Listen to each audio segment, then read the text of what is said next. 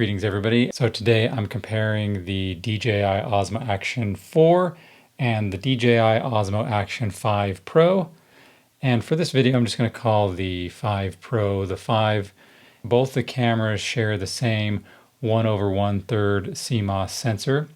They both shoot up to 4K 16:9 at 120 frames. The Osmo Action 5 shoots 4:3 in 120, whereas the Action 4 does 4:3 only in 60p. So they both offer the same ultra-wide 155-degree field of view and the same f2.8 lens, and they both have the same 100 to 12,800 ISO range. Both of them have dual touch screens on the front and the back, so you can frame yourself or check exposure, and they both have DJI's Rocksteady and Horizon Steady stabilization systems. Both take the same battery, and actually the Osmo Action 3, 4, and 5 all use the same battery. Both cameras can use the same standard action cam mounting system and accessories made popular by GoPro. And out of the box, there's a magnet clip system on the bottom of these guys, so you can grab the action cam style adapters that clip onto your Osmo, and then you can swap accessories much easier than unscrewing and screwing the action cam mount like before. Both cameras have similar microphone setups. Each one has the 3 built-in mics arranged around the front of the body for directional audio capture and wind reduction. There are 2 in the front. The 4 has these tiny little holes on it, and the 5 has these slits. And then they both have mics on the bottom, which is covered to help block some wind. I'm out just in a regular park, and you can hear how the difference in the microphone sound. Now I'm talking on the Osmo Action 4, testing 1, 2. We have some cars going by, just regular park sounds. Now I'm talking on the Osmo Action 5 Pro, testing 1, 2, same thing, regular sounds, people talking kind of in the background, and this is how it sounds. And they both allow you to connect external mics through USB-C or use the DJI mic ecosystem. So now let's talk about what's different. So I mentioned they have the same sensor size, but the Action 5 Pro sensor is upgraded. DJI claims it delivers a bit more dynamic range, about 13.5 stops. DJI doesn't say on their website on the 4, but I did my research, and on the Action 4, I see that it gets around 9 stops in D-Log-M and 7.5 in the regular mode.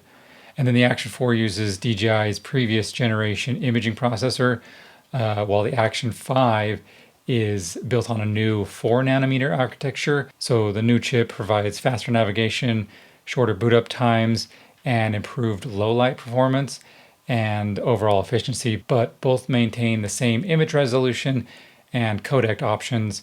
And for my testing though, they both feel really equally snappy and responsive when it comes to touchscreen and menus. The 5 Pro has built-in storage, 64 gigabytes, and about 47 of that is usable. So if you forget your SD card, you can still record. The front and back display on the 5 are now OLED, and they're brighter and have better color than the LCDs on the Action 4.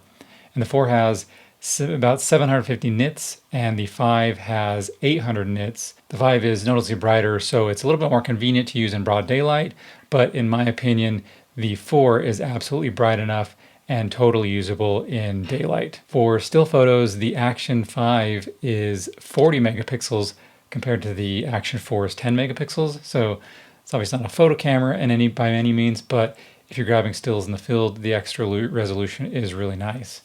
And the 5 has Super Night mode, which processes the images differently in low light versus the Action 4's. So honestly, I don't think one is better than the other. Sometimes the night mode, although it captures a bit more light, it feels kind of a bit fake and HDR-ish to me. So the 4 is a bit darker, but it feels a little bit more real, if that makes sense. And then the Action 5 also has subject tracking.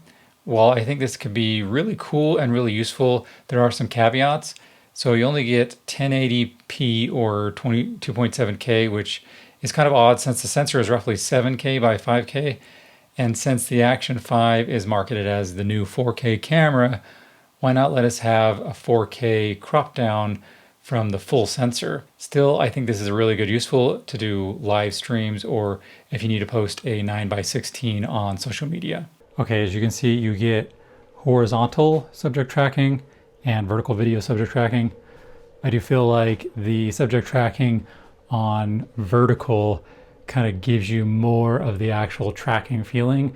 I feel like for me, that's how I'm gonna be using it mostly, because I can set up that wide shot and then it feels like it's actually moving around a big area, if that makes sense.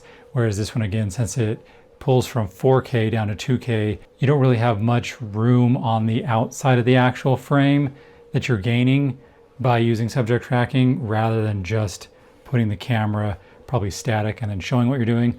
So you do have a little bit of like zoom in so you can kind of see things a little closer. But I do feel like for subject tracking, the vertical one is probably going to give you like your best bang for your buck. The Action 5 has a pressure gauge, so it'll tell you your depth and altitude.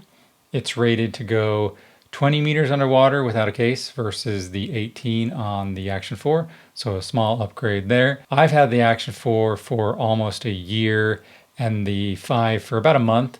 The 5 has some UI differences that make it feel like DJI is kind of holding out on upgrades for the 4. A few examples are the ability to lock albums.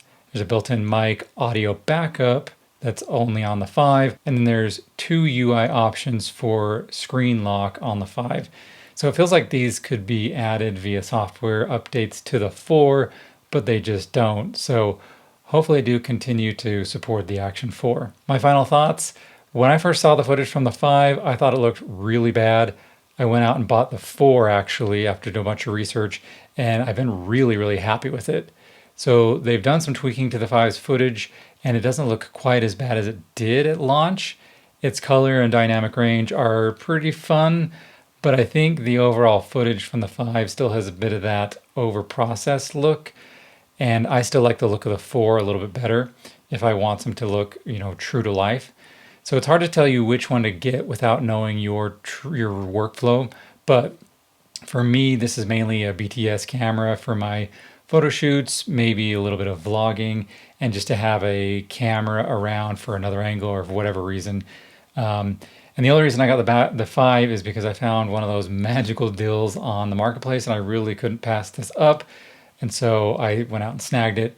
But out of all the features on the 5 versus the 4, the only one I can really see myself liking a whole lot or using the most is the tracking for like quick Instagram stories where I'm moving around in my behind the scenes videos. But if I really wanted good subject tracking, I would actually go and get the Osmo Pocket 3, which has the true gimbal. So overall, if you already own the Action 4 and you're happy with it, you're really not missing out on any massive upgrades. So if you've used either one, let me know what your experience has been. And if you have any questions, leave them in the comments field. I'll do my best to answer them. And thanks everyone for watching.